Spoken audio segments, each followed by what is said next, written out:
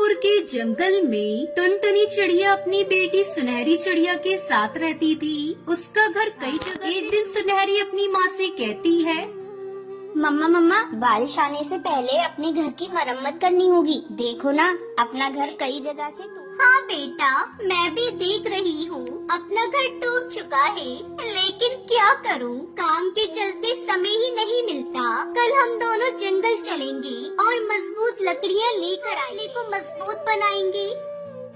तब तक आप लोग कमेंट पे बताएं 58 + 23 कितने होते हैं। अगले दिन दोनों माँ बेटी जंगल जाती हैं। तभी टुनटुनी चिड़िया कहती है, बेटा मैं सूखी घास लेकर आती हूँ। टुनटुनी चिड़िया घास लेने चली जाती है और सुनहरी चिड़िया सूखी लकड़ियों को ढूंढने लगती है। अचानक उसे एक पेड़ के नीचे लकड़ी का ढेर मिलता है और अपनी माँ को आवाज लगाती है, मम्मा, अरे ओ मम्मा, जल्दी इधर आओ। ये देखो, यहाँ बहुत सारी लकड़ियाँ पड़ी हुई हैं। बेटी की आवाज सुनकर टुनटुनी चिड़िया वहाँ आती है। अरे ये लकड़ियाँ तो बहुत मजबूत है सुनहरी, इससे हमारा घर चलो उस लकड़ी को और घास को लेकर चलते हैं। फिर दोनों माँ बेटी सारी लकड़ियाँ लेकर घर आ जाती है और घर बनाने में लग जाती है। उधर जंगल में कड़कनाथ सेठ और उसकी पत्नी लकड़ियों को ढूंढने लगते हैं। अरे ओ सुंदरी, किस पक्षी में इतनी हिम्मत आ गई, लकड़ियाँ चुरा ली? ये आप क्या कह रहे हो जी? इतनी मेहनत से हमने लकड़ियाँ इकट्ठा की थी, हम तो लुट गए, बर्बाद हो गए। सुंदरी, तुम बेकार में आंसू बहा रही हो। जिसने है हम उससे उसका सुकून छीन लेंगे। चलो चलकर पता लगाते हैं।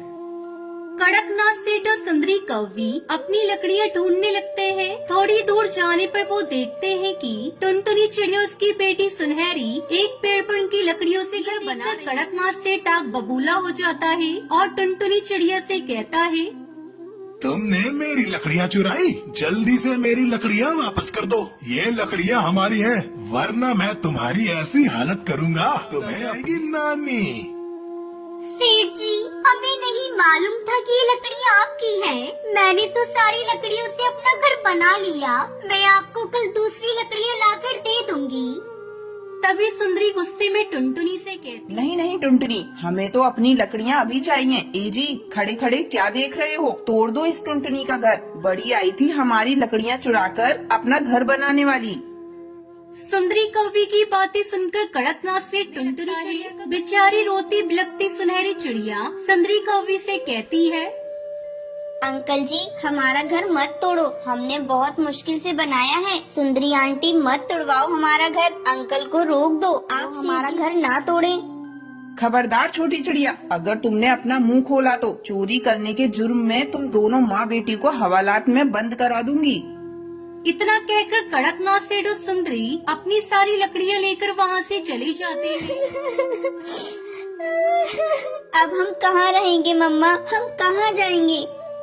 कोई बात नहीं बेटा, हमारे पास लकड़ियाँ नहीं है तो क्या हुआ, मिट्टी तो है। चलो हम लोग गीली मिट्टी से अपना घर बनाते हैं। मिट्टी से बना घर है, हम उसमें अपनी जिंदगी गुजारेंगे। तो फिक्र मत कर मेरी बच्ची, मैं हूँ ना, मैं सब संभाल लूंगी। सुनहरी चिड़िया अपनी माँ की बातें सुनकर अपने आंसू पोंछ लेती है और उनके साथ मिलकर बनाती है। खुद से बनाए हुए मिट्टी के घर को देखकर सुनहरी चिड़िया बहुत खुश होती है और अपनी माँ के साथ मिट्टी के घर में खुशी खुशी रहने लगती है।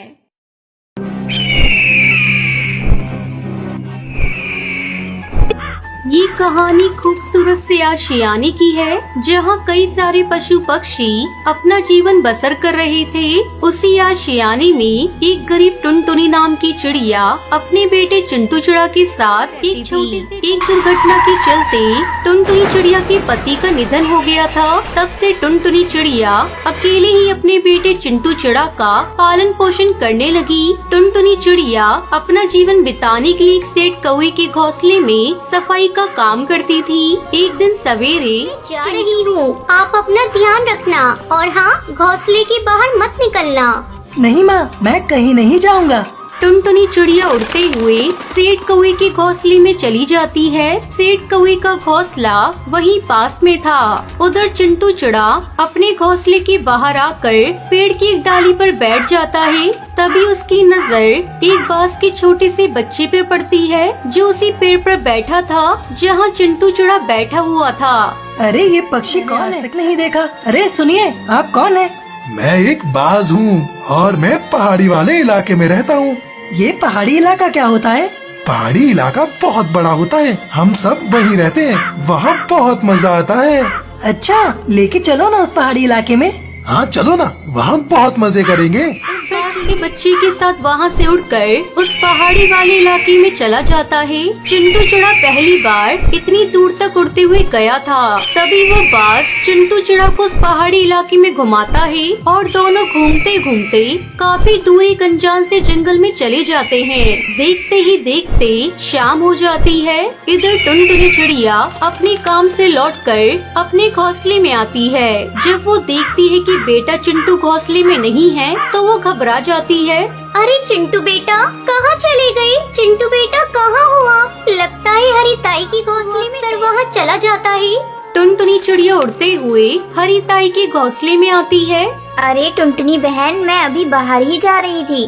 टुनटुनी चिड़िया हरी ताई की घोंसले में चारों ओर देखती है पर उसे वहाँ उसका बेटा चिंटू चिड़ा नहीं दिखाई देता। क्या हुआ चिड़िया बहन, आप ऐसे क्यों देख रही हो? हरी ताई, क्या मेरा बेटा चिंटू आपके घोंसले में आया है? नहीं चिड़िया बहन, चिंटू बेटा तो आज सवेरे ही नहीं आया। क्यों, क्या हुआ? ताई, मैं अभी काम से आई हूँ। मुझे घोंसले में कहीं दिखाई ही नहीं दिया। पता नहीं वो कहाँ चला गया। अरे चिड़िया बहन, आप भी क्या छोटी छोटी बातों में परेशान हो जाती हो? अरे यहीं कहीं होगा, आपका बेटा किसी पक्षी के बच्चे के साथ खेल रहा होगा। नहीं नहीं ताई, मेरा बेटा आज तक जंगल में नहीं गया। वो हमेशा घोंसले के बाहर या घोंसले में ही रहता है। उसे इस जंगल के बारे में कुछ भी नहीं पता। चलिए हम दोनों ढूंढ कर आते हैं चिंटू बेटे को। हरी ताई और टुनटुनी चिड़िया रात के समय जंगल के एक पक्षी के घोंसले में जाते हैं पर उन्हें चिंटू चिड़ा कहीं दिखाई ही नहीं देता। देखते ही देखते सवेरा हो जाता है और हरी ताई ने जंगल का कोना कोना छान मारा पर उन्हें चिंटू चिड़ा कहीं दिखाई ही नहीं दिया। टुनटुनी चिड़िया का रो रो कर बुरा हाल हुए जा रहा था। आप चिंता न करिए चिड़िया बहन, आपका पुत्र बहुत जल्दी आपके पास लौट आएगा। ताई, हमने रात भर से जंगल का कोना कोना छान मारा पर मेरा बेटा चिंटू का कहीं पता ही नहीं चला। पता नहीं मेरा बच्चा कहाँ चला गया। अब मैं किसके सहारे जीऊंगी? मेरा तो सब कुछ मेरा बच्चा ही था। चिंटू, कहाँ हो बेटा तुम? थोड़े समय बाद हरी ताई टुनटुनी चिड़िया को उसके घोंसले में लेकर आती है और थोड़े समय घोंसले में चली जाती है। कहाँ चला गया मेरा बेटा? हे भगवान, मेरे बच्चे की रक्षा करना। उसे कुछ नहीं होना चाहिए वरना मैं जीते जी मर जाऊंगी। तभी टुनटुनी चिड़िया के मन में उस पहाड़ी इलाके की बात आती है। अरे, मैंने तो इस जंगल के बाहर का वो पहाड़ी इलाका देखा ही नहीं। कहीं मेरा बेटा उस इलाके में तो नहीं चला गया? नहीं नहीं, मुझे अभी वहाँ जाकर देखना होगा। टुनटुनी चिड़िया तेजी से उड़कर उस पहाड़ी इलाके में चली जाती है जहाँ कई सारे बाज रहते थे। टुनटुनी चिड़िया वहाँ बाज को देखकर घबरा जाती है और एक पेड़ पर अरे बाप रे, यहाँ तो खूंखार बाज है। मेरा बच्चा कहीं बाज? नहीं नहीं, ऐसा नहीं हो सकता। मेरे बेटे चिंटू को कुछ नहीं हो सकता। मुझे पूरा विश्वास है वो सही सलामत होगा। टुनटुनी चिड़िया वहीं पेड़ पर बैठे परेशान हुए जा रही थी। तभी वो बाज वहीं पास में खड़े बातें कर रहे थे। ओहो, क्या हुआ? मेरे पुत्र का कुछ पता चला या नहीं?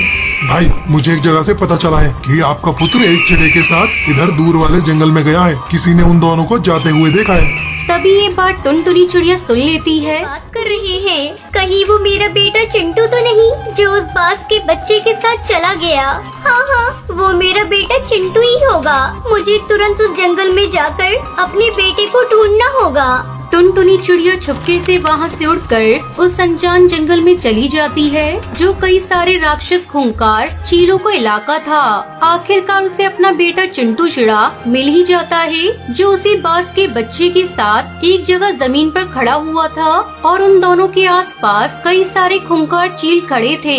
मेरा बच्चा! अरे बाप रे, यहाँ तो कितने सारे चील हैं। बचाना होगा। अपने बच्चे की जान की खातिर टुनटुनी चिड़िया उस मौत के घेरे में जाकर अपने बेटे चिंटू चिड़ा के पास खड़ी हो जाती है। माँ आप आ गई, मुझे बचा लो। माँ देखो, इन पक्षियों ने मुझे अपनी बड़ी बड़ी चोंचों से कितने गहरे जख्म दिए हैं। मुझे बचा लो माँ। चिंता ना करो बेटा, मैं आ गई हूँ ना, मैं तुम्हें कुछ नहीं होने दूंगी। तभी एक चील अपनी बड़ी सी चोंच से टुनटुनी चिड़िया के ऊपर वार करते हैं और सारे चील जोर जोर से चिल्लाने लगते हैं। चील भाई, मैं आपके सामने हाथ जोड़ती हूँ, मेरे बच्चे को यहाँ से जाने दीजिए, उसे मत मारिए जाइए, पर मेरे बच्चे को छोड़ दीजिए। बेवकूफ चिड़िया, हम क्या तुझे पागल दिखाई देते हैं क्या? हम तुझे भी खाएंगे और तेरे बच्चे को भी। तभी वो चील अपनी खूंखार चोंच से टुनटुनी चिड़िया और उसके बेटे के ऊपर वार करने लगते हैं। तीनों बहुत जख्मी हो जाते हैं। तभी टुनटुनी चिड़िया को जमीन पर एक छोटी सी लकड़ी दिखाई देती है। टुनटुनी चिड़िया बड़ी हिम्मत करके वो लकड़ी उठाती है और एक एक कर सारे चीलों की आंखों में वो लकड़ी घुसाकर उन्हें अंधा कर देती है। मुझे कुछ दिखाई क्यों नहीं दे रहा? यहाँ से टुनटुनी चिड़िया अपने बेटे चिंटू चिड़ा और बाज के बच्चे के साथ वहाँ से उड़कर अपने जंगल में आ जाती है और उस बाज को उसके इलाके में छोड़ देती। इस तरह एक माँ ने अपनी ममता जताकर इतने संघर्ष से अपने बेटे की जान बचाई। कड़कनाथ सेठ का जंगल में अच्छा कारोबार था। उसके घर में रुपए पैसे धन दौलत की कोई कमी नहीं थी। कड़कनाथ सेठ आजकल अपने इकलौते बेटे कालू कौवे के लिए एक सुंदर सी चिड़िया ढूंढ रहा था। एक दिन कड़कनाथ सेठ के दरवाजे पर दस्तक होती है। दरवाजा खोलने पर कड़क सुंदर सी चिड़िया दिखाई देती है। हाँ हाँ कहो बेटा, किससे मिलना है? अंकल जी, क्या आप कुछ देर के लिए मुझे अपने घोंसले में रुकने के लिए जगह दे सकते हैं? एक दुष्बाज मेरे पीछे पड़ा है। मेरे पिता ने एक बाज से कुछ कर्ज ले रखा था। कर्ज चुकाए बिना ही मेरे पिता का देहांत हो गया है। जब से मेरे पिता की मौत हुई है, तब से वो बाज मुझ पर शादी करने का दबाव बना रहा है। मैं उस दुष्ट से शादी नहीं करना चाहती हूँ। किसी तरह से अपनी जान बचाकर यहाँ पर आई हूँ। प्लीज मुझे उस बाज की गंदी नजर से बचा लीजिए। इतना कहकर टुनटुनी चिड़िया फूट फूट कर रोने लगती है। सुंदर चिड़िया की आंसू देखकर कड़कनाथ सेठ को उस पर तरस आ जाता है और वो उसको अपने घर में रुकने के लिए जगह दे देता है। अरे बेटी, रो नहीं तुम, इसे अपना ही घर समझो। जब तक तुम्हारे लिए किसी और जगह का इंतजाम नहीं हो जाता, तुम आराम से यहाँ रह सकती हो। अगले दिन अंकल जी, आज से दोनों वक्त का खाना और घर की साफ सफाई का सारा काम मैं किया करूँगी। अब आपने मुझे घर में रखा है, तो मेरा भी तो कुछ फर्ज बनता है ना, मैं भी आपके काम में हाथ बटाऊं। देखते ही में टुनटुनी चिड़िया कड़कनाथ और उसके बेटे का दिल जीत लेती है। अरे जिस बहू की तलाश में इतने दिनों से कर रहा था, मुझे लगता है टुनटुनी के रूप में मुझे वो बहू मिल गई है। अगर तुम्हें पसंद हो तो मैं टुनटुनी से तेरी शादी की बात चलाऊं? हाँ पापा, टुनटुनी तो मुझे भी बहुत अच्छी लगती है। अगर वो शादी करके हमारे घर आ जाएगी तो हमारा घर तो सच में स्वर्ग जैसा सुंदर हो जाएगा। उसके बाद कालू कौवा और टुनटुनी की शादी की तैयारियां शुरू हो जाती है। कड़कनाथ सेठ अपने इकलौते बेटी की शादी के लिए महंगे से महंगे जेवर और 36 पकवान बनवाता है। खूब धूमधाम से शादी का आयोजन, जंगल के सभी बड़े बड़े पक्षी महंगे तोहफों के साथ शामिल होते हैं। शादी के अगले दिन हरिया काका कड़कनाथ सेठ के घर आता है और जोर जोर से दरवाजा पीटते हुए बोलता है, अरे कड़कनाथ भाई साहब, उठिए, आखिर कब तक सोते रहेंगे? अरे सुबह से शाम होने आई है, क्या बात है? आज तो आपके घर का दरवाजा ही नहीं खुला। बार बार दरवाजा पीटने पर भी जब दरवाजा नहीं खुलता है तो हरिया काका पड़ोस के पक्षियों को बुला लाते हैं। सभी पक्षी मिलकर दरवाजा तोड़ देते हैं और घर के अंदर दाखिल होते हैं। अरे ये क्या हो गया? भाई साहब का तो पूरा दिन उनके घर में आए हुए इतने सारे तोहफे सब कहाँ चले गए? और इतना दरवाजा पीटने के बाद भी ये भाई साहब और कालू आखिर जाग क्यों नहीं रहे हैं? और इनकी नई बहू कहाँ चली गई? हाय, कोई पानी लेने होश में तो लाओ, बाकी की कहानी तो ये खुद सुनाएंगे। फिर सभी पक्षी कड़कनाथ सेठ और कालू को होश में लाते हैं। अरे क्या बात है भाइयों, आप लोग सब मेरे घर में कैसे जमा हो गए? अरे कुछ बात हुई है क्या? नहीं भाई साहब, बात तो आप बताओ, आखिर हुआ क्या है? आप दोनों बाप बेटे बेहोश क्यों पड़े थे और आपकी बहू कहाँ गई? आपका पूरा घर भी खाली पड़ा है। अपने घर की हालत देखकर और अपनी बहू टुनटुनी को यूँ गायब देखकर वो दोनों सारा माजरा समझ जाते हैं और सर पकड़कर रोने लगते हैं। मैं तो लुट गया, मैं बर्बाद हो गया। अरे वो कोई मजबूर चिड़िया नहीं थी, अरे वो तो एक लुटेरी दुल्हन थी जो पूरा प्लान बनाकर आई थी और मेरा सारा रुपया पैसा और धन दौलत लूट कर भाग गई। अब मैं क्या करूँगा? उसे कहाँ ढूंढूंगा? अरे मैंने उस पर भरोसा किया और उसने मेरे साथ इतना बड़ा विश्वासघात किया। कड़कनाथ सेठ इतने बड़े धोखे से उभर नहीं पाता और कुछ ही दिनों में सदमे से उसकी मौत हो जाती है। इस घटना के कुछ दिनों बाद पासी के जंगल के पक्षी आपस में बातें कर रहे थे। अरे दोस्तों, क्या ये देखो, आज के अखबार में क्या खबर छपी है? शहर से आए हुए एक करोड़पति कबूतर को गांव की सीधी सादी सी चिड़िया की जरूरत है। ना कोई दहेज, ना कोई बंधन, बस सादगी से शादी करके अपने साथ शहर ले जाना चाहते हैं। अरे भाई, पूरे जंगल में ये खबर फैला दो। अरे क्या पता हमारे जंगल के किसी पक्षी का भविष्य ही संवर जाए। देखते ही देखते बंटी कबूतर से जंगल की सभी चिड़ियाएं मिलने आने लगती हैं। बंटी कबूतर सभी चिड़ियाओं में से एक सुंदर सी चिड़िया को पसंद कर लेता है जिसका नाम टूनी होता है। शादी वाले दिन फेरों के समय बंटी कबूतर सभी पक्षियों से कहता है, मैं पक्षी खुश हूँ, मेरे पास धन दौलत रुपए की कोई कमी नहीं है। मैंने जीवन में बहुत रुपया कमाया है, बस एक सुंदर और सुशील जीवन साथी की जरूरत थी जो कि टूनी से मिलने के बाद पूरी हो गई है। आज से मेरी सारी संपत्ति की आधी मालकिन मेरी पत्नी होगी। वैसे तो मेरा इस दुनिया में कोई नहीं है, लेकिन फेरों से पहले मैं चाहता हूँ कि मेरा इकलौता भाई जो अभी अभी शादी में पहुँचा है वो पहले मेरी दुल्हन को देख ले, उसके बाद ही मैं फेरे लूंगा। उसके बाद बंटी कबूतर का भाई कालू आकर दुल्हन बनी टूनी का चेहरा देखता है। अरे मैं तो मर गई। इतना कहकर टुनटुनी चिड़िया वहाँ से भागने लगती है। अरे भाग क्या रही हो मेरी प्यारी दुल्हन लोगी? अब तुम खुद अपनी कहानी सुनाओगी या मैं सुनाऊं? उसके बाद बंटी कबूतर सभी पक्षियों को टुनटुनी के बारे में बताता है। पक्षियों, ये जो दुल्हन टूनी है इसका नाम कोई टूनी वूनी नहीं है, यह एक लुटेरी दुल्हन है जो अमीर और पैसे वाले पक्षियों को पहले ढूंढती है और फिर उनसे शादी करने का ढोंग रचाती है। उसके बाद शादी की रात को पूरे परिवार को बेहोशी की दवा खिलाकर सारा रुपया और पैसा लेकर वहाँ से रफू चक्कर हो जाती है। इस लुटेरी दुल्हन ने मेरे बचपन के दोस्त कालू कौए को भी ऐसे ही फंसाया था, जिसके कारण उसके पिता इस दुनिया को, तभी से मैंने इस लुटेरी दुल्हन को पकड़ने का निश्चय किया और अखबार में एक विज्ञापन निकाला। मैं जानता था कि ये जरूर मुझसे शादी करने के लिए आएगी। बस इस तरह मैंने योजना बनाई और इस लुटेरी दुल्हन को सबके सामने ले आया। बंटी कबूतर की बात सुनकर सभी पक्षी उस लुटेरी दुल्हन को पुलिस के हवाले कर देते हैं। बाद में कालू को उसके घर से अपना लूटा हुआ रुपया और जेवर भी वापस मिल जाता है। फिर वो अपने दोस्त बंटी कबूतर के साथ खुशी खुशी के बीच एक पुराना पेड़ था। उस पेड़ पर रानो चिड़िया और उसकी बेटी गुड़िया एक कमजोर और पुराने घोंसले में रहती थी। गुड़िया बेटी, मैंने कल रात महसूस किया है कि ये हवाएं कुछ ज्यादा ही तेज चल रही हैं और ये देखो बादल भी कितने काले काले हो गए हैं। गुड़िया बेटी, मुझे लगता है कि बारिशें शुरू होने वाली हैं। तभी गुड़िया हंसते हुए अपनी माँ से कहती है, मम्मा, बारिशें तो अच्छी होती है ना मम्मा जी। मुझे तो बारिशों में खेलना बहुत ज्यादा पसंद है मम्मा। ठंडा ठंडा पानी जब परों पर गिरता है तो बहुत ज्यादा मजा आता है। हवा में मेरे पंख खुद ब खुद उड़ने लगते हैं।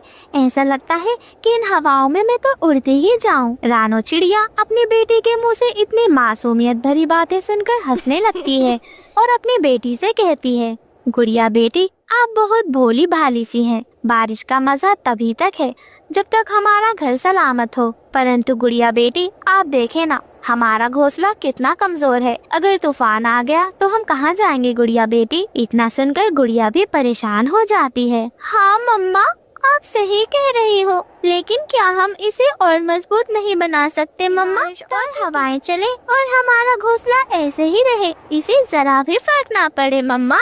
गुड़िया बेटी, मैंने बहुत ज्यादा कोशिश की थी, परंतु बेटा हमारे पास इतना समय नहीं है और ना ही सामान है। हमें तो बस दुआ करनी चाहिए कि तूफान ना आए। मम्मा चिड़िया का इतना कहना था कि अचानक से जोर जोर से हवाएं चलने लगती हैं। आसमान में बादल गरजने लगते हैं। गुड़िया बादलों की आवाज सुनकर बहुत ज्यादा डर जाती है और डरते हुए अपनी मम्मा से कहती है, मम्मा ये क्या हो रहा है? ये आवाजें कैसी है मम्मा? इतनी तेज तेज आवाजों से मुझे बहुत डर लग रहा है मम्मा।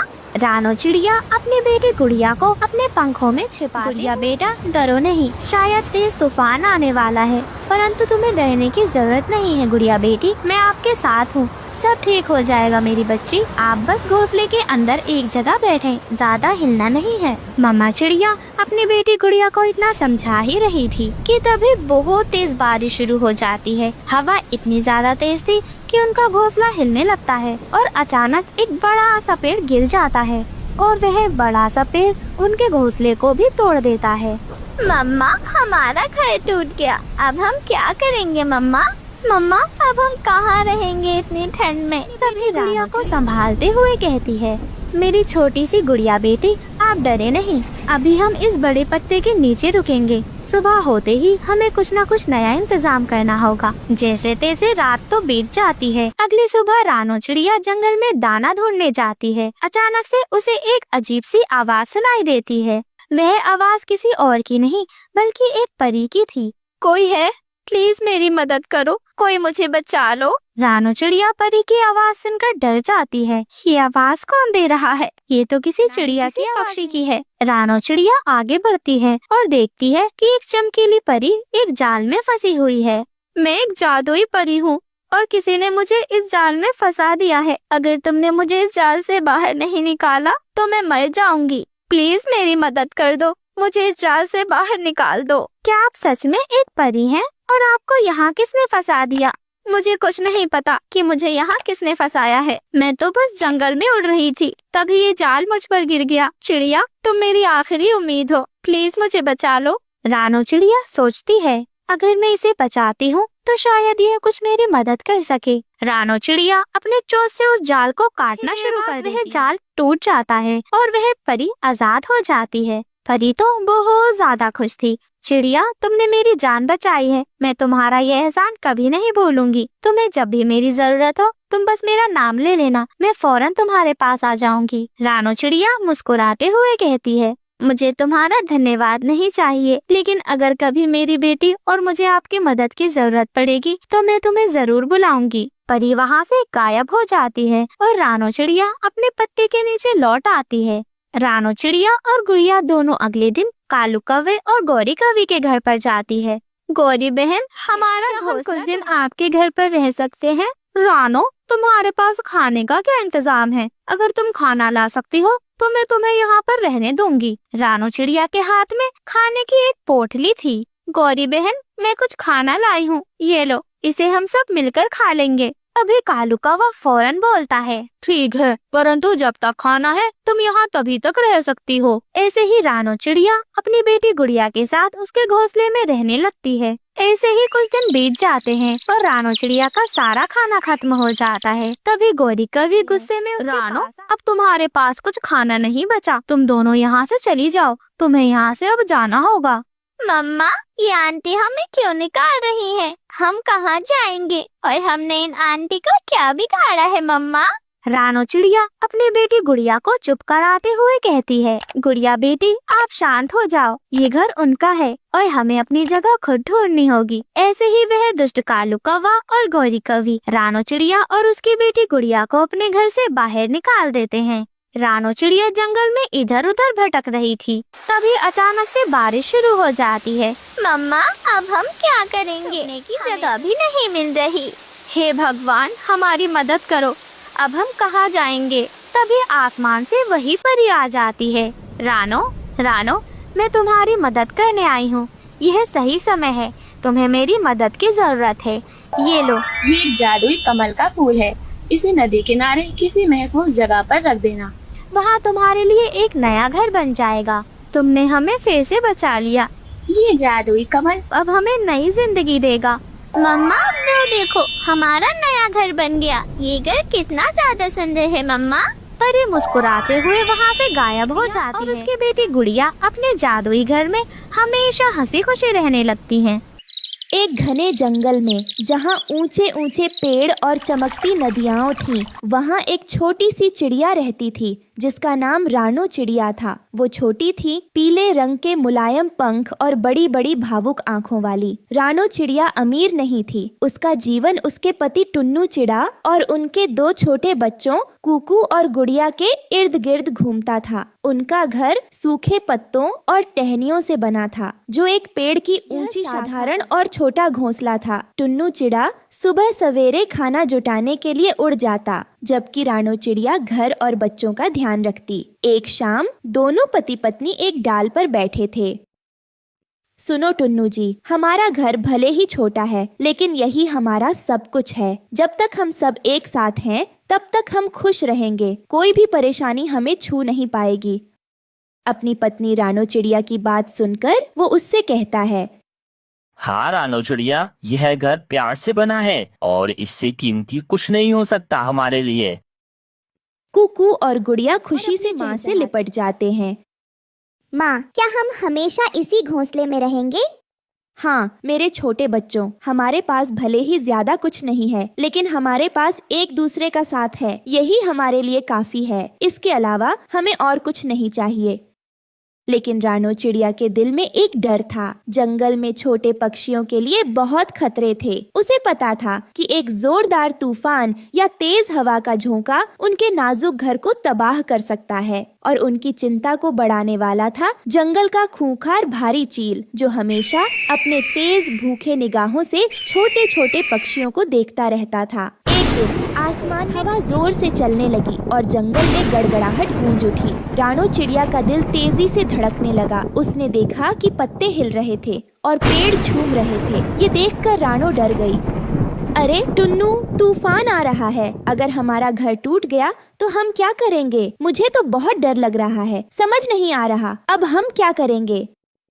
चिंता मत करो रानो, मैं तुम्हारे साथ हूँ। हम अपने बच्चों को किसी भी कीमत पर सुरक्षित रखेंगे, चाहे मेरी जान क्यों न चली जाए। मैं तुम लोगों को कुछ नहीं होने दूंगा। जैसे ही बारिश होने लगी, हवा और भी तेज हो गई। उनका छोटा सा घोंसला के मन में डर की लहर दौड़ गई। अचानक एक जोरदार हवा का झोंका आया, जिसने शाखाओं को तोड़ दिया और पेड़ों के पत्तों को उड़ा दिया। उनका छोटा सा घोंसला, जो अब तक उनका आशियाना था, वो टूटकर बिखर गया। रानो चिड़िया बारिश में भीगी हुई अपने बच्चों के लिए सुरक्षित जगह ढूंढने की कोशिश कर रही थी। अरे ये हमारे साथ क्या हो रहा है? अब हम कहाँ जाएंगे? हे भगवान, हमारी मदद करो। टुन्नू चिड़ा उसे दिलासा देने की कोशिश करता है, लेकिन वो भी मुश्किल से खुद को संभाल पा रहा था। रानो चिड़िया, किसी तरह हम फिर से घर बनाएंगे। हम इस तूफान को पार कर लेंगे। तुम परेशान मत हो। जब तक मैं हूँ, तुम्हें परेशान होने की कोई जरूरत नहीं। लेकिन जैसे ही वे एक बड़े पत्ते के नीचे शरण लेने की कोशिश कर रहे थे, उन पर एक बड़ी छाया मंडराने लगी। वो कोई और नहीं बल्कि भारी चील था, जो अपने खतरनाक और भूखे नजरों से उन्हें घूर रहा था। अरे देखो तो इन बेचारी चिड़ियों को, बेघर और बेबस। एक बड़े चील के लिए ये तो आसान शिकार है। हा हा हा हा हा हा। रानो चिड़िया अपने बच्चों को बचाने के लिए उन्हें ढक लेती है और शिकारी चील की तीखी नजरों से बचाती है। कृपया हमें छोड़ दो, हमने तुम्हारा कुछ भी नहीं बिगाड़ा। लेकिन शिकारी चील और जोर से हंसता है और उन पर झपटने को तैयार होता है। तभी आसमान में दिखाई देती है, जिसने पूरे जंगल को एक जादुई चमक से ढक दिया। सुनहरी रोशनी से एक सुंदर और दयालु परी प्रकट होती है, जिसका नाम सोन परी था, जो धीरे धीरे जमीन पर उतरती है।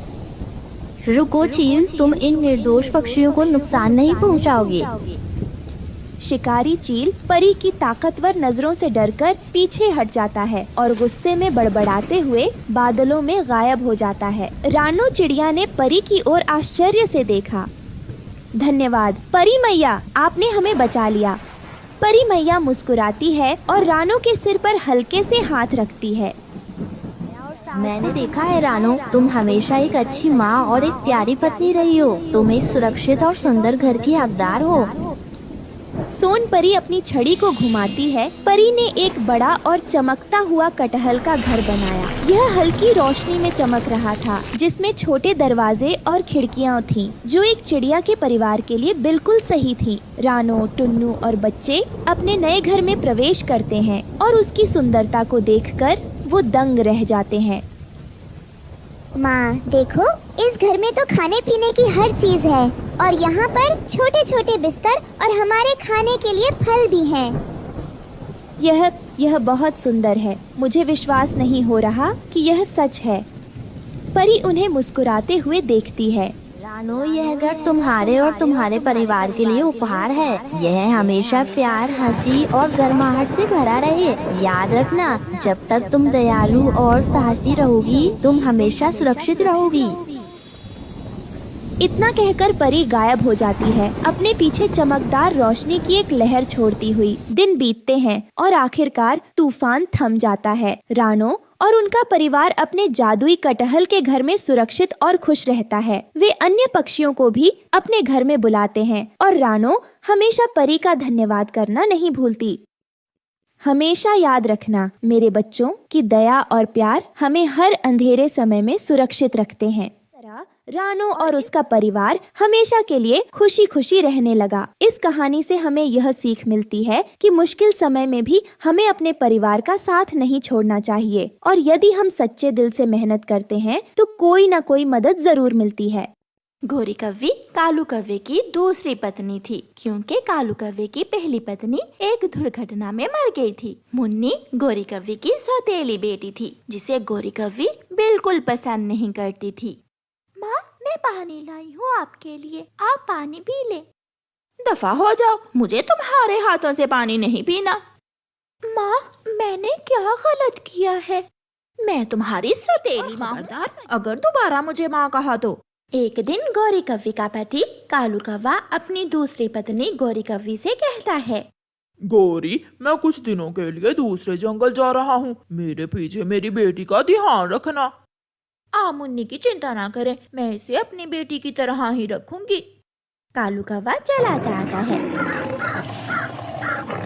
अब कालू जी के आने से पहले पहले मैं इस मुन्नी की बच्ची को तो ठिकाने लगा ही दूंगी। मुन्नी, मुन्नी कहाँ हो? माँ, मैं रसोई में हूँ। यहाँ आओ, जब देखो कुछ न कुछ खाती ही रहती हो। मुन्नी अपनी सौतेली माँ गोरी कव्वी के पास आ जाती है। लेने चल, मेरे साथ जाएगी। ये सुनकर मुन्नी खुश हो जाती है। माँ, मुझे बहुत शौक। माँ नहीं, सौतेली माँ।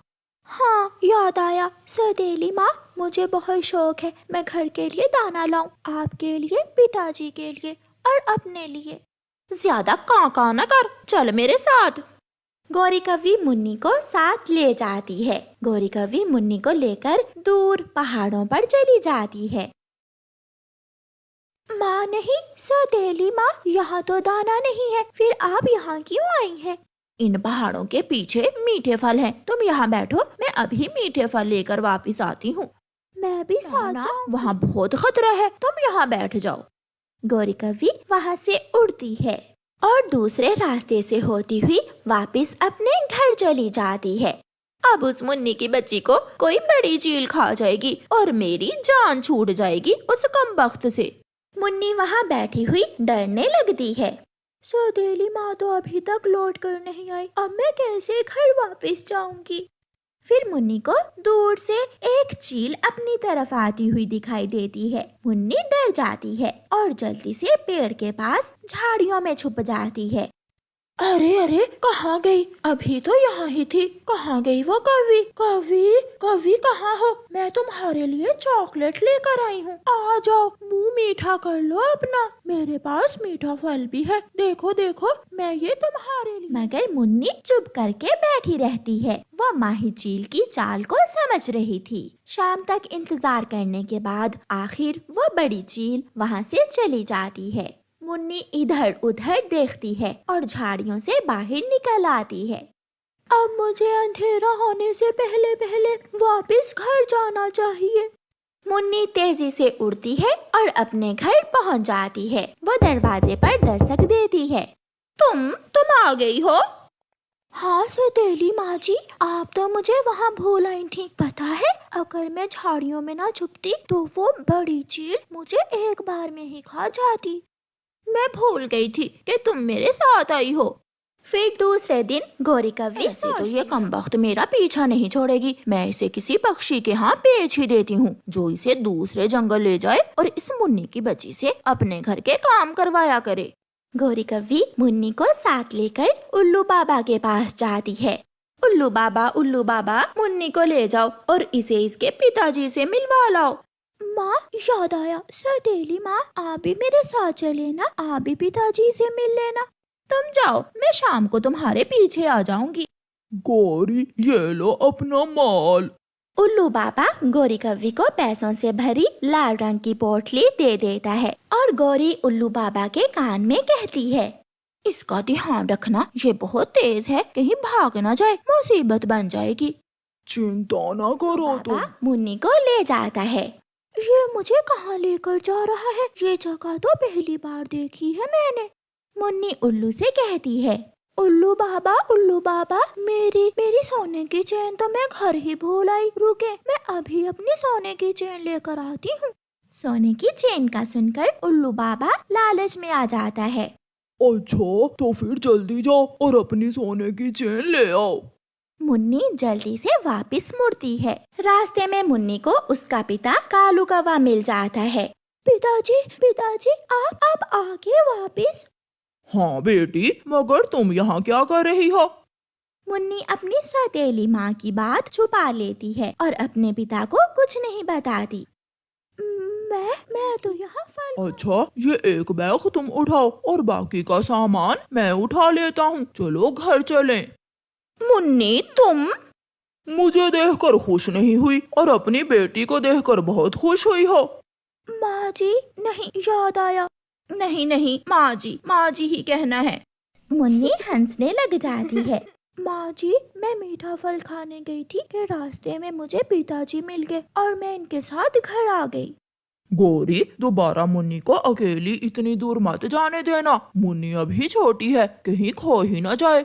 मेरे पति कालू जी चिंता ना करें, ये बहुत तेज है, सारे जंगल के पक्षी खो सकते हैं, मगर मुन्नी जहाँ भी चली जाए लौट कर घर वापस जरूर आ जाए। लग जाती है और गौरी मुन्नी को अपने गले से लगा लेती है।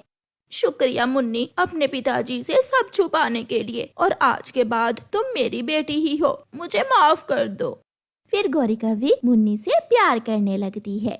जंगल में सर्दियों का मौसम था। बर्फ से सारा जंगल ढका हुआ था और हर चीज सफेद चादर की तरह दिखाई दे रही थी। घने जंगल में रानो चिड़िया अपने 2 बच्चों गुड़िया और कुकू के साथ एक नारियल के घर में रहती थी। घर के अंदर गर्मी थी, लेकिन बाहर ठंडी का आलम था। रानो चिड़िया अपने बच्चों से कह रही थी, गुड़िया, कुकू, तुम दोनों ज्यादा दूर मत जाना, बाहर बहुत बर्फ है और ठंड से हमारी जान भी जा सकती है। तुम्हारे पापा भी ठंड की वजह से हमें छोड़ गए थे। गुड़िया, जो हमेशा अपनी माँ को हिम्मत देने की कोशिश करती थी, माँ, हम दोनों तुम्हारे साथ हैं, हम सब मिलकर इस सर्दी का सामना करेंगे और तुम देखना, हम कोई भी मुश्किल से घबराएंगे नहीं। कुकू चिड़ा भी उत्साहित होते हुए बोला, हाँ माँ, हम तुम्हारा ख्याल रखेंगे। पापा हमें हमेशा कहते थे कि हिम्मत कभी मत हारना। माँ, हम भी यही करेंगे। रानो के दिल में अपने पति टुन्नू की यादें ताजा हो गईं। टुन्नू एक बहुत मेहनती और दयालु चिड़ा था, लेकिन उस सर्दी की रात वो लकड़ी इकट्ठा करने गया था और ठंड में बर्फ में ठिठुर कर अपनी जान गंवा बैठा। रानो चिड़िया के लिए यह बहुत बड़ा सदमा था, लेकिन अब वो बच्चों के लिए बहादुर बनने की पूरी कोशिश कर रही थी। दूसरी ओर जंगल में कालू कौवा और गौरी कौवी का शातिर दिमाग कुछ अलग ही खिचड़ी पका रहा था। कालू कौवा और गौरी कौवी दोनों हमेशा दूसरों की ढूंढते रहते थे। अब उनका निशाना था रानो चिड़िया का घर। कालू कौवे ने गौरी से कहा, गौरी, देखा तुमने वो नारियल का घर? कितना आरामदायक और गर्म लगता है। मुझे तो लगता है हमें वही घर लेना चाहिए, नहीं तो हम सर्दी में कहीं जान न गवा बैठे। गौरी कौवी मुस्कुराते हुए बोली, तुम तो सही कहते हो कालू, लेकिन रानो बड़ी भोली है, उसे घर से बाहर निकालना आसान नहीं होगा। कालू कौवे ने शातिर मुस्कान के साथ कहा, भोली नहीं बेवकूफ है। हमें कैसी चाल चलेंगे कि वो खुद अपना घर छोड़ देगी। गौरी ने खुशी से कहा। तो फिर देर किस बात की, हम इस काम को जल्दी निपटाते हैं। कुछ ही समय बाद कालू और गौरी कौवी रानो चिड़िया के घर के पास आ पहुँचे। अरे ओ रानो, कैसा है तेरा घर? बहुत आरामदायक लगता है। ठंड में तो जैसे कोई चिंता ही नहीं होगी तुझे। तू तो आराम से अपनी जिंदगी गुजार रही है। उसकी बात सुनकर रानो घबराते हुए बोली, कालू भैया, भगवान का धन्यवाद है, हम दोनों बच्चों के साथ जैसे तैसे समय बिता रहे हैं। आप कैसे हैं? कालू कौवा मजाक करते हुए बोला, हम तो ठंड में ठिठुर ठिठुर के मर रहे हैं। वैसे तुम्हारा घर बहुत अच्छा है और मजबूत भी लगता है। ऐसा घर हमें भी चाहिए। देखो, हम तुम्हें और अच्छे घर दिलवाने का वादा करते हैं। तुम ये घर हमें दे दो। कर बोली रानो। लेकिन कालू भैया, ये घर मेरे बच्चों का सहारा है, इसे छोड़कर हम कहाँ जाएंगे? गौरी कौवी हंसी के साथ बोली, तुम जैसा चाहो, हमें ये घर चाहिए तो चाहिए। ठंड में तुम्हें ही ज्यादा परेशानी होगी, समझी? एक तो कालू जी तुम्हें घर ढूंढने में मदद करने का वादा कर रहे थे, ऊपर से तुम ननुकूर करती हो। रानो की आंखों में आंसू थे। उसने कहा, यह घर मेरे और बच्चों के लिए बहुत मायने रखता है और मैंने बड़ी मेहनत से इसे बनाया है। आप मुझसे ये क्यों छीन रहे हैं कालू भैया? तभी कालू बोला, तुम इंतजार करो भोली चिड़िया, हम फिर आएंगे। कालू और गौरी एक शरारती हंसी के साथ उड़ गए। रात का समय था। रानो अपने बच्चों को दिलासा दे रही बोली, मुझे बहुत डर लग रहा है। कालू कौवा बहुत डरावना है, क्या वह हमारा घर ले जाएगा? रानो ने अपने बच्चों को गले लगा लिया और कहा, नहीं बेटा, जब तक मैं हूँ कोई हमारा घर नहीं ले सकता। हम अपनी समझ से काम लेंगे और किसी भी मुश्किल का सामना करेंगे। कुकू ने समझदारी से कहा, लेकिन माँ, कालू बहुत चालाक है, हमें कुछ करना होगा। रानो चिड़िया ने सोचा और फिर कहा, हाँ बेटा, हमें भगवान की मदद से अपनी समझदारी से काम लेना होगा। रात के समय कालू कौवे और गौरी कौवी ने रानो के घर को जलाने की साजिश बनाई। गौरी, अगर हम रानो के घर को आग लगा दें तो वह डर कर भागेगी और फिर ये घर हमारा होगा। लेकिन ये काम जल्दी करना होगा, नहीं तो ठंड में लकड़ी जलाना मुश्किल होगा। रात के अंधेरे में कालू और गौरी रानो के घर के पास आग लगाने की कोशिश कर रहे थे, लेकिन उनकी इस हरकतों को लाडो चिड़िया बिना देर किए पास के खेत में किसान महिला के पास भागी और कहा, किसान दीदी, जल्दी चलो, कालू कौवा रानो चिड़िया के घर को जलाने वाला है। किसान महिला हैरान होकर बोली, क्या वो गरीब चिड़िया का घर जलाएगा? चल, मैं अभी उसे सबक सिखाती हूँ। कालू को तो मैं आज छोड़ूंगी नहीं। किसान महिला अपने हाथ में लालटेन लेकर आई और कालू को डराते हुए बोली, भागो यहाँ से, वरना तुम्हारी खैर नहीं। तुम शरारती कौवे अपनी हरकतों से बाज नहीं आते। कालू घबराते हुए बोला, अरे अरे चल गौरी, जल्दी उड़ चलते हैं यहाँ से, वरना अपनी जान से हाथ धो बैठेंगे। किसान महिला रानो के पास आई और बोली, डरो मत रानो, अगर तुम्हें कोई तंग करे तो मुझे बुला लेना। यह जंगल हम सबका है और हम सब एक दूसरे का ख्याल रखते हैं। रानो ने आभार के साथ कहा, आपका बहुत बहुत धन्यवाद दीदी, भगवान आपको हमेशा खुश रखे। गुड़िया और कुकू ने खुश होते हुए कहा, माँ लाडो ने हमारी जान बचाई, हम भी उसकी तरह। रानो और उसके बच्चों ने ये समझ लिया कि अगर सब एक साथ मिलकर काम करें तो कोई भी मुश्किल हल की जा सकती है, और कालू कौवा अपनी ही चाल में फंस गया। इस कहानी से हमें यही सीख मिलती है कि एकता में शक्ति होती है और समझदारी से। किनारे घना जंगल था जहाँ रातें हमेशा डरावनी होती थी। वहाँ पर रहने वाले पक्षी कहते थे कि जंगल में एक भूतिया टूनी चिड़िया की आत्मा रहती है जो गरीब पक्षियों की मदद करती है, लेकिन उसकी मदद एक रहस्यमयी तरीके से होती थी। वो भूतिया चिड़िया की आत्मा रातों को गायब हो जाती थी और दिन में कोई इसे देख नहीं पाता था। एक दिन गांव में एक बहुत गरीब पक्षी जिसका नाम था बबुआ, वो अपने छोटे बच्चों के साथ रहने के लिए एक सुरक्षित स्थान ढूंढ रहा था। उसका घर अब हवा और बारिश से टूट चुका था।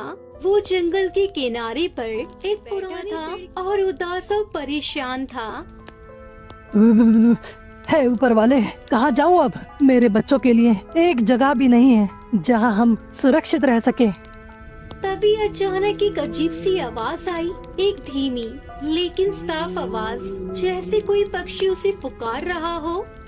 तुम परेशान क्यों हो बबुआ?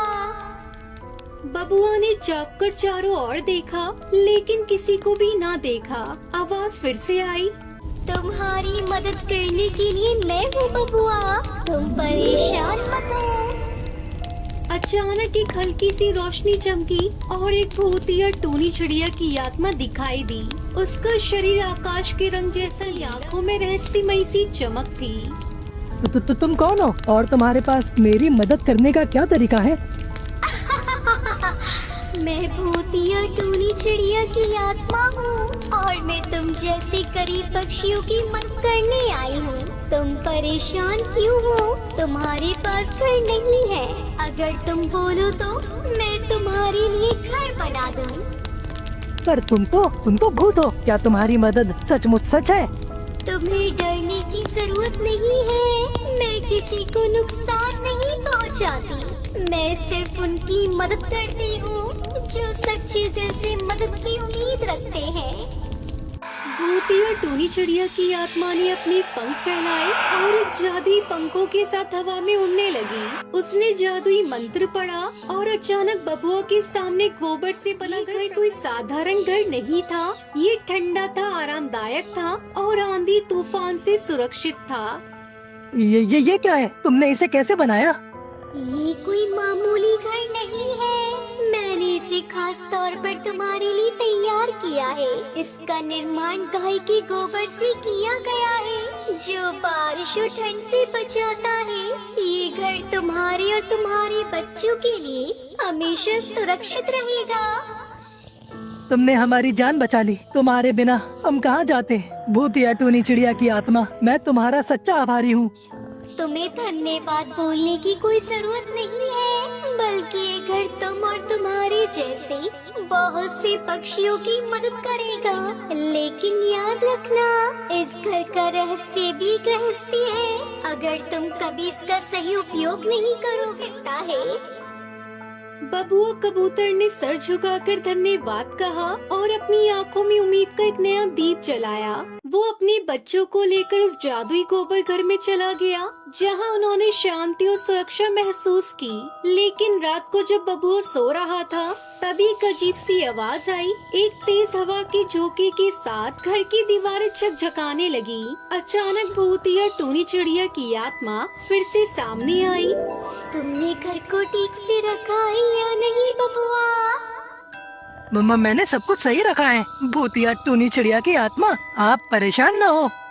ध्यान रखना, घर का रहस्य सिर्फ तुम्हारे सच्चे दिल पर निर्भर करता है। अगर तुम इसके साथ खेलो भी नष्ट हो सकता है। भूतिया टूनी चिड़िया की आत्मा फिर से गायब हो गई। बबुआ कबूतर ने सोचा कि वो शायद डरावने ख्वाब देख रहा था, लेकिन वो जानता था कि भूतिया टूनी चिड़िया की आत्मा के शब्दों को नजरअंदाज नहीं किया जा सकता। उसने सच्चाई में ध्यान दिया और घर की सुरक्षा पर ध्यान देने लगा। कुछ दिनों बाद गांव में एक बड़ा तूफान आया। बबुआ का गोबर का घर, जो भूतिया टूनी चिड़िया की आत्मा ने जादुई रूप से बनाया था, वो तूफान से हिला नहीं, जबकि बाकी सभी पक्षियों के घर बर्बाद हो गए थे। सभी पक्षी बबुआ के गोबर के घर में शरण लेने आए और उन्होंने भूतिया टूनी चिड़िया की आत्मा की मदद के बारे में सुना।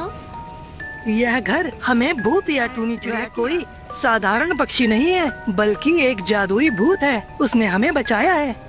तो ये घर क्या सच में जादुई है? हाँ, लेकिन हमें इसका सही तरीके से उपयोग करना होगा। अगर हम इसे हल्के में लेंगे तो ये नष्ट हो जाएगा। रात के समय जब सभी पक्षी अपने अपने घोंसलों में आराम कर रहे थे, एक अजीब सी चीख सुनाई दी। एक पक्षी डरते हुए बाहर आई और उसने बताया कि उसे जंगल में भूतिया टूनी चिड़िया की आत्मा दिखाई दी और उसकी आंखों में गुस्सा था। भूतिया टूनी चिड़िया की आत्मा बहुत गुस्से में थी। उसने कहा कि हम सभी पक्षियों को उसकी मदद का सम्मान करना चाहिए, वरना हम सभी को इसका खामियाजा भुगतना पड़ेगा। सभी पक्षी डर की मारे एक दूसरे के पास चले गए। वो समझ गए थे कि आत्मा मदद कभी भी बिना शर्त के नहीं हो सकती थी। उन्हें इसका सही तरीके से उपयोग करना था और वो कभी भी उसकी मदद को हल्के में नहीं लेंगे। हमें भूतिया टूनी चिड़िया की आत्मा का धन्यवाद करना चाहिए, लेकिन हमें उसकी मदद का सम्मान भी करना होगा। अगर हम इसका सही तरीके से उपयोग नहीं करेंगे तो ये हम सबके लिए खतरे का कारण बन सकता है। उसके बाद वो सभी पक्षी बिना किसी लालच के खुशी खुशी उस जादुई गोबर घर में रहकर अपनी सर्दी के दिन बिताते हैं और ये सब देखकर भूतिया टूनी चिड़िया की आत्मा बहुत खुश होती है। एक जंगल में टूनी नाम की चिड़िया रहती थी। उसके पापा की मौत को कई साल हो गए थे। उसकी सौतेली माँ बबली कबूतरी करती थी। वही टूनी गरीब चिड़ियाओं के साथ गुब्बारे बेचती थी। टूनी की माँ बहुत ही गुस्से वाली और लालची थी। एक दिन टूनी जंगल में गुब्बारे बेच रही थी। गुब्बारे ले लो, रंग बिरंगी गुब्बारे ले लो, साहब जी गुब्बारे ले लो। नहीं चाहिए मुझे गुब्बारा, चल निकल यहाँ से। टूनी को वो चिड़ा वहाँ से भगा देता है। उसके बाद वो दूसरे पक्षी के पास जाती है, पर वो भी उसका गुब्बारा नहीं खरीदता और उसे डांट कर भगा देता है। ऐसे ही काफी देर हो जाती है और अब तक टूनी का बस एक ही गुब्बारा बिका था। आज बस मेरे 5 रुपए की ही कमाई हुई है, इतने से पैसे लेकर घर जाऊंगी। तो पर मैं करूँ तो क्या करूँ? पूरा दिन ऐसे ही निकल जाता है और वो डरते डरते घर जाती है।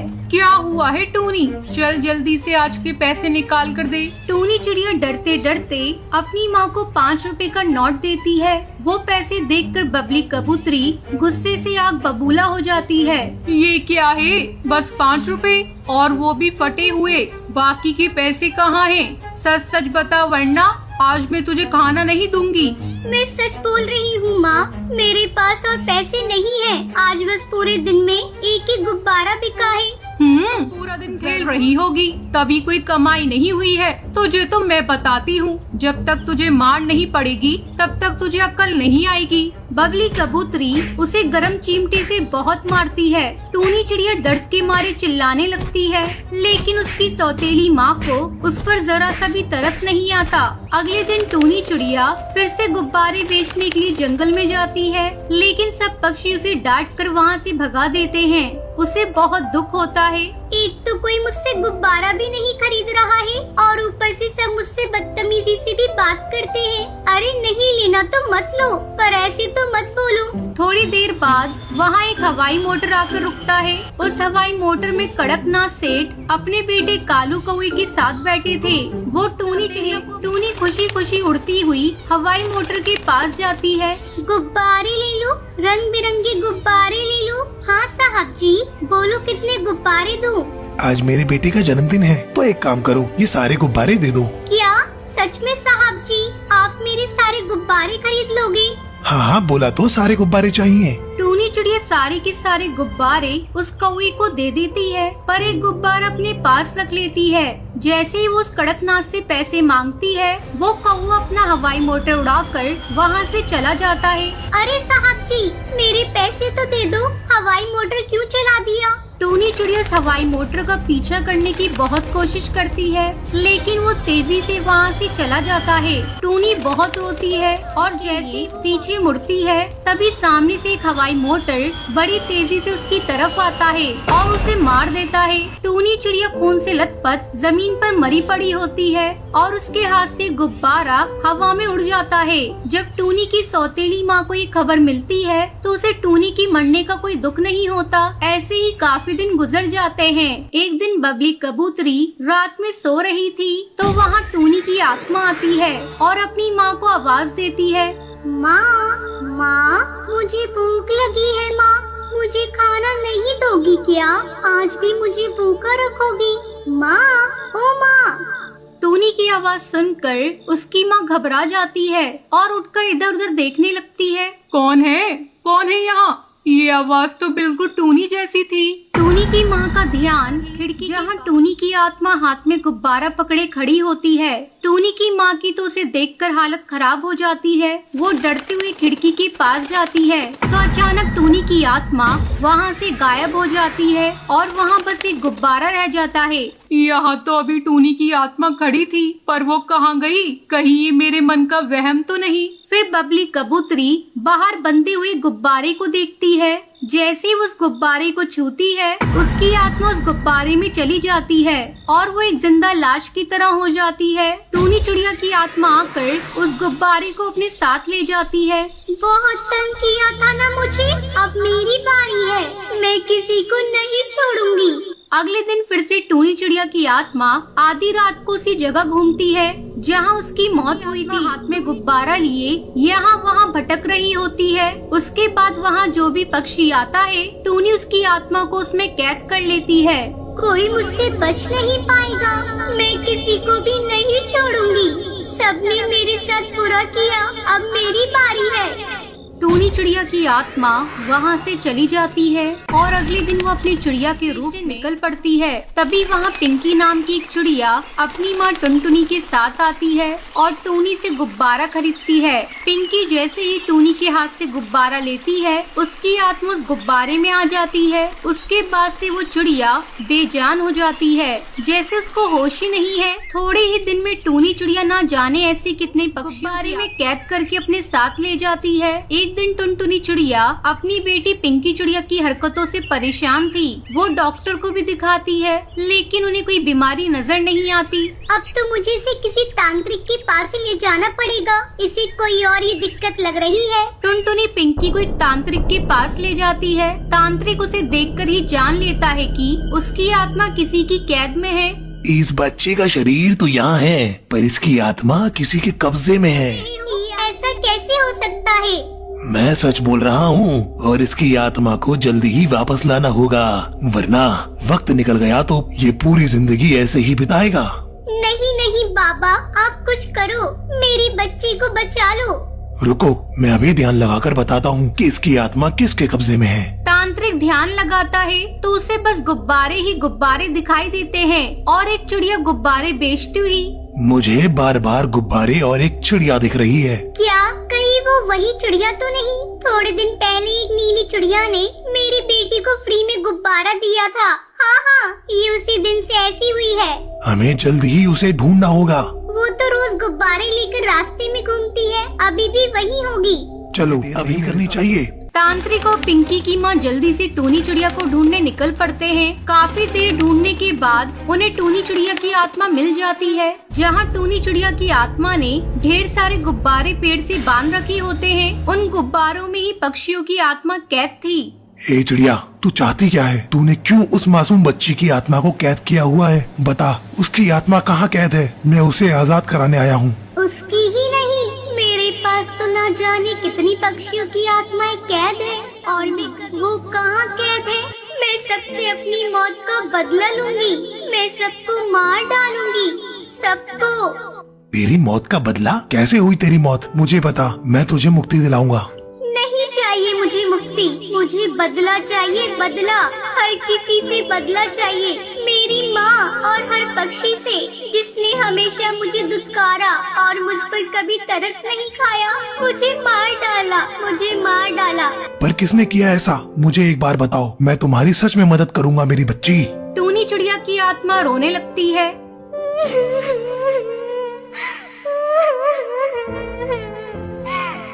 और रोते रोते बताती है। तांत्रिक और टुनटुनी की आंखों में आंसू आ जाते हैं। मेरी बच्ची, तेरे साथ तो बहुत बुरा हुआ, पर अब तेरे बदले लेने से तुझे इंसाफ नहीं मिलेगा। तू सबको आजाद कर दे और खुद भी शांति से इस दुनिया को छोड़ दे। इससे भी अच्छी एक दुनिया है, तू वहाँ बहुत खुश रहेगी। सच में? क्या है कोई ऐसी दुनिया? हाँ मेरी बच्ची, तू अगर सबको आजाद कर देगी तो तुझे भी वो दुनिया नसीब होगी। टूनी बड़ी खुश हो जाती है और जल्दी से सारे गुब्बारे लाकर तांत्रिक को दे देती है। इसी में है सबकी आत्मा, इनको फोड़ दोगे तो सब आजाद हो जाएंगे। तांत्रिक उन सभी गुब्बारों को फोड़ देता है, सजाते हैं। उसके बाद तांत्रिक टूनी की आत्मा को मुक्ति दिलवाता है, जिससे वो एक अच्छी दुनिया में चली जाती है। कालू कौवे के घर में उसकी पत्नी टूनी और उसके दो बच्चे टुनटुनी और गोलू छोटे से घोंसले में रहते थे, जिसमें छोटे छोटे छेद थे और उन छेद में से दिसंबर की ठंडी ठंडी हवाएं अंदर आ रही थी। एक दिन बीमार होने और सर्दी पड़ने से टूनी चिड़िया की जान चली जाती है। अरे टूनी, तुम मुझे ऐसी स्थिति में बच्चों के साथ क्यों छोड़कर चली गई? अब हमारे छोटे बच्चे तुम्हारे बिना कैसे रहेंगे? कुछ नहीं तो बच्चों के बारे में तो सोच लेती। ऐसे ही दिन गुजर जाते हैं। कालू का काम भी छूट गया था। तभी उस घोंसले वहाँ आता है। ए कालू, 1 महीना हो गया तुमको, कब मेरे पैसे लौटाएगा? 5,000 लिए थे तूने और उसका ब्याज भी बढ़ गया है, कब देगा? साहब, मेरा काम छूट गया है, खाने को भी घर में कुछ नहीं है, पत्नी भी गुजर गई है। जैसे कोई काम मिलेगा मैं आपके सारे पैसे लौटा दूंगा। क्या तूने मुझे बेवकूफ समझा है कि हर महीने आकर 1 ही महीने की मोहलत दूंगा? अब मैं और इंतजार नहीं करूंगा, चल निकल मेरे घोंसले से। कालू उसके सामने बहुत गिड़गिड़ाता है, लेकिन हरिया तोता उसकी एक नहीं सुनता और घोंसले में ताला लगाकर वहाँ से चला जाता है। बेचारा कालू एक पेड़ के नीचे लेकर बैठ जाता है। पापा, बहुत ठंड लग रही है, क्या करूं? ठंड के मारे मेरी तबीयत खराब ना हो जाए। पापा, मुझसे ठंड बर्दाश्त नहीं हो रही, कुछ तो करना होगा। क्या करूं बेटा, मुझे तो समझ नहीं आ रहा। ठंड से हाथ पैर सुन्न हो गए कि कुछ काम नहीं कर सकता। ये कहकर कालू बेहोश हो जाता है। ये देखकर उसके दोनों बच्चे रोने लगते हैं। पापा, अब आपको क्या हुआ? कुछ बोल क्यों नहीं रहे? लगता है ठंड से पापा बेहोश हो गए हैं। अब हम क्या करें? माँ होती तो ऐसा कुछ भी नहीं होता। माँ जरूर कोई न कोई हल निकालती हमारे लिए। दोनों बच्चे इस तरह रोने लगते हैं। उनकी रोती हुई आवाज उनकी माँ वो भूतिया टूनी चिड़िया की आत्मा बनकर वहाँ आती है। बच्चों, तुम रो मत, मैं आ गई हूँ ना। तुम्हारी माँ तुम्हारे पास वापस आ गई है। कुछ नहीं होगा तुम्हारे पापा को। और ये मेरा दूसरा रूप है, तुम्हें मुझसे डरने की जरूरत नहीं है। बच्चों, हमें गोबर से घर बनाना होगा। तुम गोबर को इकट्ठा करो, बाकी मैं घर बना दूंगी। मैं तुम्हारे पापा को कंबल उड़ाती हूँ। ऐसा कहकर भूतिया टूनी चिड़िया की आत्मा अपने जादू से कंबल अपने पति के ऊपर डाल देती है। फिर वो अपने बच्चों के साथ मिलकर गोबर का घर तैयार कर देती है। कालू को होश आ जाता है और वो उसे देखकर हैरान हो जाता है। कालू जी, आपको ऐसी हालत में देखकर मुझसे रहा नहीं गया, इसलिए मैंने गोबर का घर बना दिया है। अब आप कैसे हैं? अरे टूनी, सच में तुम वापस आ गई हो? अच्छा हुआ जो तुम आ गई। तुम्हारे बिना मैं बच्चों को बिल्कुल भी नहीं संभाल पा रहा था। आप बिल्कुल भी फिक्र मत कीजिए, मैं हूँ ना। आप ये खाना खा लीजिए। और उस हरिया तोता ने जो मेरे बच्चों और आपके साथ किया है, उसकी तो सजा मैं उसे देकर रहूंगी। आप अपना ख्याल रखिए, मैं अभी आती हूँ। ऐसा कहकर वो हरिया उसकी गर्दन पकड़ लेती है। ए हरिया तोता, मेरे परिवार को घर से बेघर कर तुमने बिल्कुल ठीक नहीं किया। इसकी सजा तो तुझे मिलकर रहेगी। तुझे भी वो सब सहना पड़ेगा जो मेरे पति और बच्चों ने सहा है। तेरे घर को मैं तुझसे छीन लूंगी। मुझे माफ कर दो भूतिया टूनी चिड़िया की आत्मा। अब देखता जा तू, और तुझे ठंड लगनी चाहिए। ऐसा बोलकर भूतिया टूनी चिड़िया की आत्मा अपने जादू से उसके सुंदर से घर को गोबर का घर बना देती है और उसका हाल भी भिखारियों जैसा कर देती है। देखकर मुझे अच्छा लग रहा है। अब तो भी मेरे घर वालों की तरह इस ठंडी हवा में मर जाएगा। मुझे बदला चाहिए, बदला। मुझे माफ कर दो भूतिया टूनी चिड़िया की आत्मा। तुम कहो तो मैं तुमसे क्षमा मांगता हूँ। मैं तुम्हारे परिवार को एक अच्छा घर दूंगा। और कालू को गलती का एहसास हो गया है। क्या सच में तू पश्चाताप करना चाहता है? बोल, मैं तभी तुझे माफ करूँगी। हाँ भूतिया टूनी चिड़िया की आत्मा, इसी पीपल के पेड़ के पास मेरा दूसरा पक्का घोंसला है। तुम वो घर अपने परिवार के लिए ले लो। मुझे समझ आ गया है कि किसी गरीब के साथ ऐसा नहीं करना चाहिए। ये सुनकर भूतिया टूनी चिड़िया की आत्मा अपने जादू से सब कुछ ठीक कर देती है। फिर कालू के दोनों बच्चे नए पक्के घर को देखकर बहुत खुश होते हैं। टोनी, मैं तुम्हारा कैसे शुक्रिया अदा करूं? तुमने वापस आकर भी के प्रति फर्ज निभाया है। हाँ, अपने बच्चे और तुम्हें साल में भी तो देख नहीं सकती थी ना। अब सब ठीक हो गया है। अब मुझे जाना होगा। हरिया तोता तुम्हें रोजगार देगा। अब मुझे चलना चाहिए। बच्चों, अपना ख्याल रखना। ऐसा कहकर भूतिया टूनी चिड़िया की आत्मा हमेशा के लिए वहाँ से चली जाती है।